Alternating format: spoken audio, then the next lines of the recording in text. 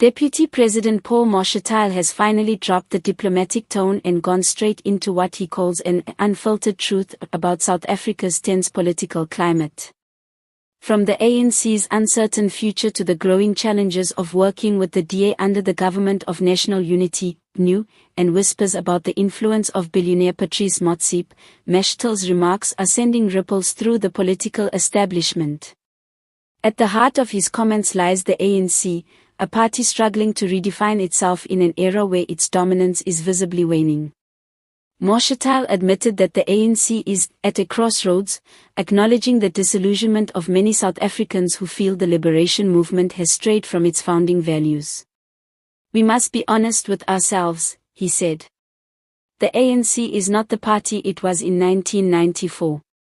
If we are to survive, we must return to the people, listen to their struggles, and root out corruption from within." His candid acknowledgment that corruption and factionalism have eroded public trust was striking, an admission few senior ANC leaders are willing to make openly. But Mashatile didn't stop there. He turned his attention to the DA, the ANC's uneasy partner in the GNU. Tensions have been mounting as the two parties attempt to govern together, and Mashatile made it clear that the relationship is far from smooth. "The DA must understand that transformation is non-negotiable," he stated bluntly. He accused the DA of resisting meaningful change, especially in areas such as land redistribution and economic equity, where the ANC insists transformation is urgent. By calling them out, Mashatile positioned himself as a defender of policies that address South Africa's deep inequality, yet also expose the fragile nature of the GNU.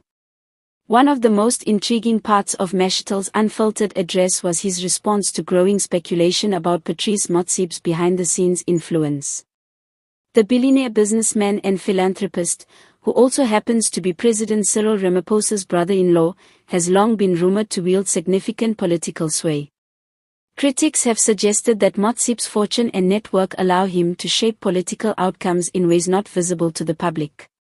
When asked, Mashatile's tone was measured but telling. "Motsepe is a successful businessman, and yes, he has relationships across the political spectrum. But we must not confuse influence with control. The ANC remains a people's movement, not a billionaire's project." Despite this assurance, his words did little to silence the speculation. Many South Africans still wonder whether Motsepe's presence in both business and political circles gives him an outsized role in the country's affairs. For some, Mashatile's attempts to downplay the matter only raises more questions. Beyond all the controversies, one message stood out clearly in Mashatile's remarks: he is deeply aware of the precarious state of South African politics.